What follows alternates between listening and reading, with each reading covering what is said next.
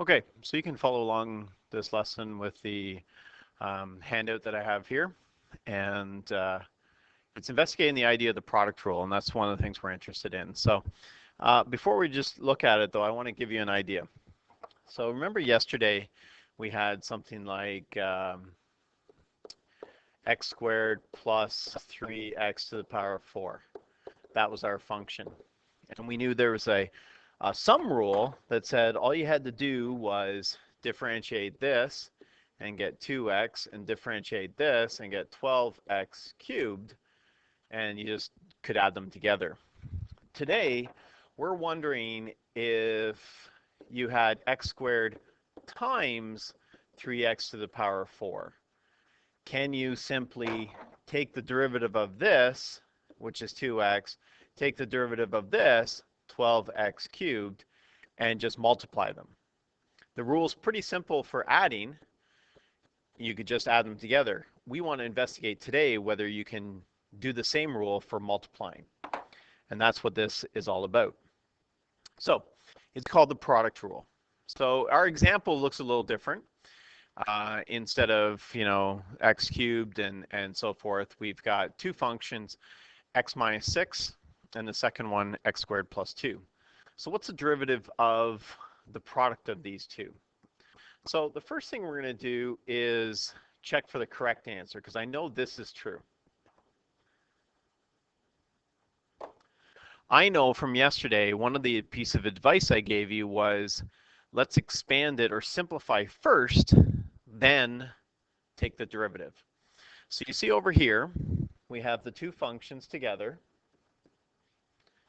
And what we're going to do is rainbow it. So we just rainbow here, here, here, here. We get x cubed plus 2x minus 6x squared minus 12. Now we can actually take the derivative of this. So 3x cubed, or sorry, x cubed becomes 3x squared. The derivative of 2x is just 2. Negative 6x squared becomes negative 12x, and then this is a 0. So I know that that's the correct answer. But let's see if if we can multiply them, if we can differentiate first, then multiply.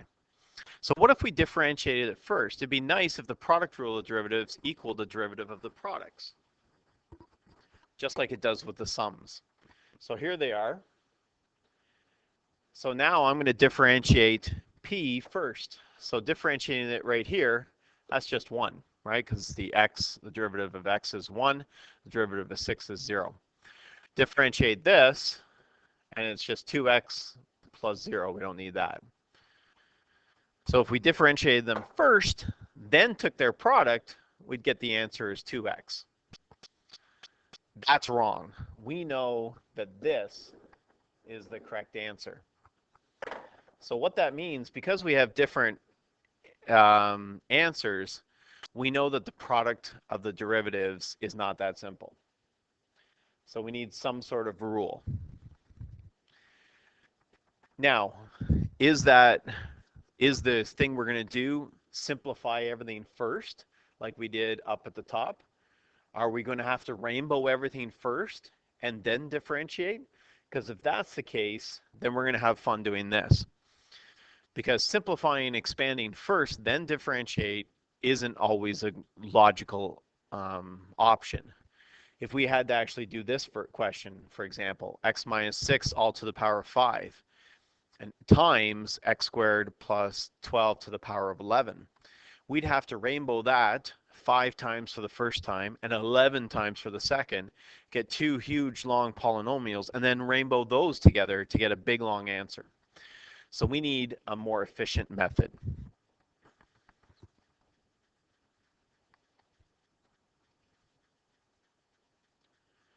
So, as with most of calculus, there is a rule, a more efficient way of doing this. It's called the product rule. But it's not as easy as the sum rule. It says if you have a function that is the product of two other functions, then what you do is this. And the way I always like to read it is written there. It's the derivative of the first times the second plus the derivative of the second times the first.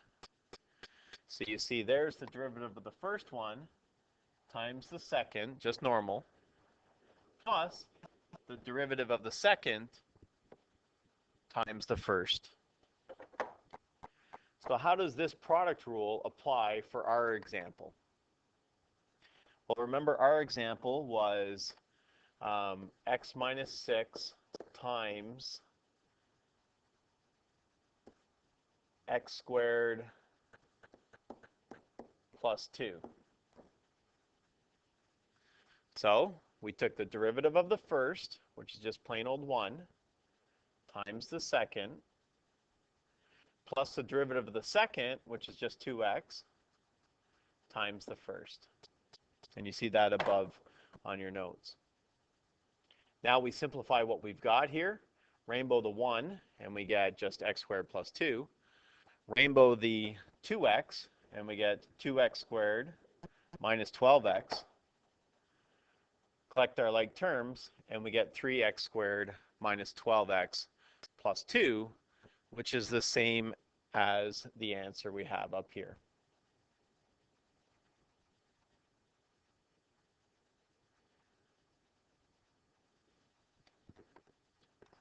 So the product rule is going to be used quite a bit. We'll see this happen quite a bit.